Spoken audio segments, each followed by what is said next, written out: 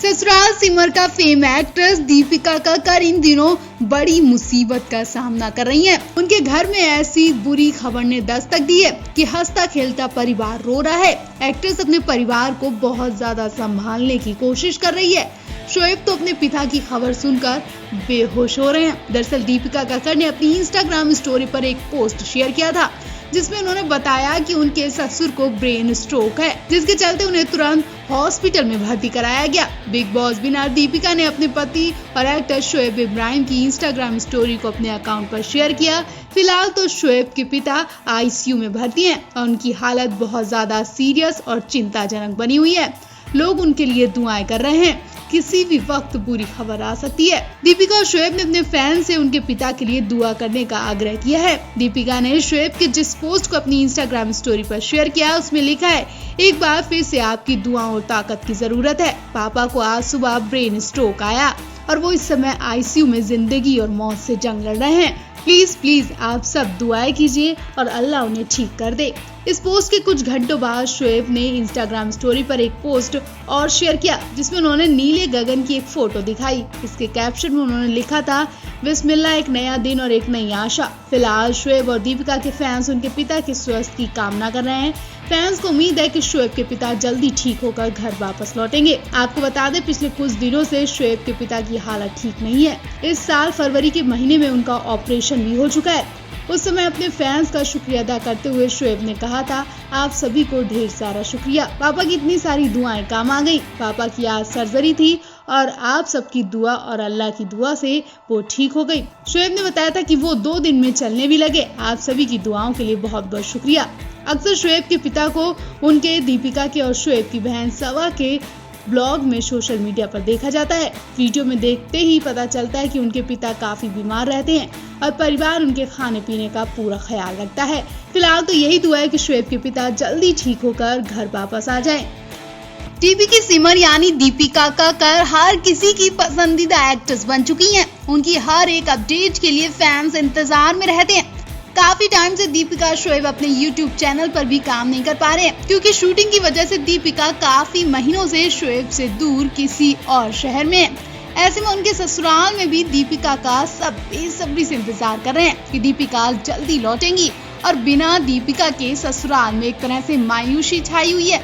सभी परिवार वाले दीपिका को बहुत ज्यादा मिस कर रहे हैं। इतना ही नहीं, दीपिका की वजह से तो वो कभी कभी रो भी आते हैं। शोएब तो दीपिका के बिना कोई काम ही नहीं कर रहे हैं, लेकिन शायद अब दीपिका के ससुराल वालों का ये इंतजार खत्म होने वाला है क्योंकि दीपिका की ससुराल सिमर 2 से छुट्टी होने वाली है और खबरें तो ऐसी भी हैं कि रातों रात सिमर का पत्ता साफ कर दिया जाएगा।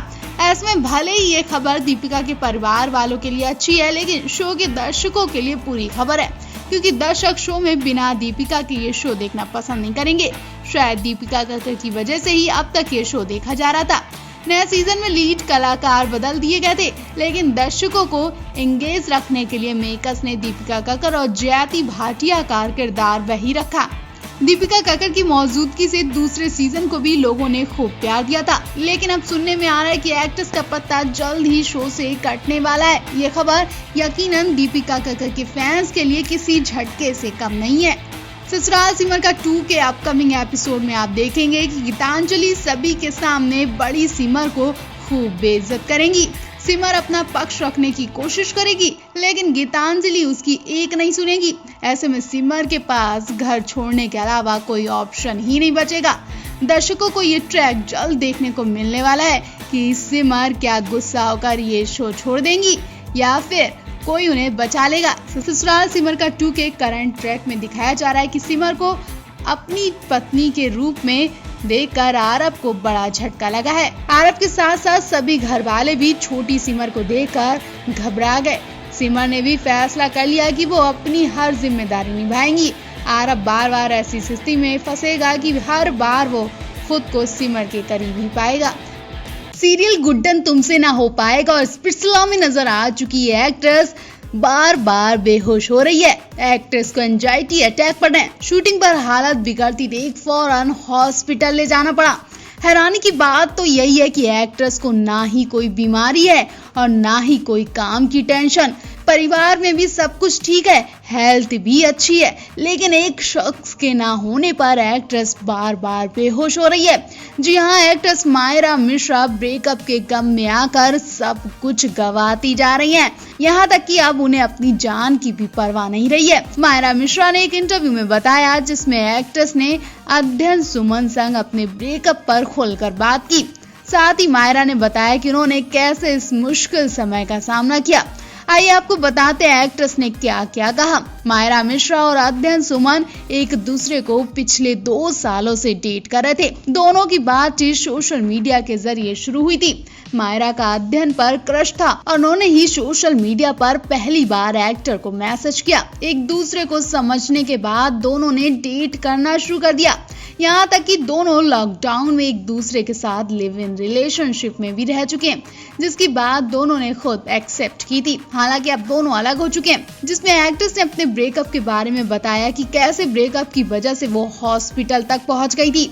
मायरा ने कहा कि जब मैं गुड्डन तुमसे ना हो पाए शो कर रही थी, तब मैं एंजाइटी अटैक के कारण दिन में 5 बार बेहोश हो गई थी, जिस वजह से मुझे अस्पताल ले जाना पड़ा। 2 दिन बाद मैं अस्पताल से घर आ गई थी। मेरा ऐसा रिश्ता कभी नहीं बना जहां मैं किसी के इतने करीब हो गई थी। मैं एक ऐसी इंसान हूं जिसने हर तरह की स्थिति का सामना किया है।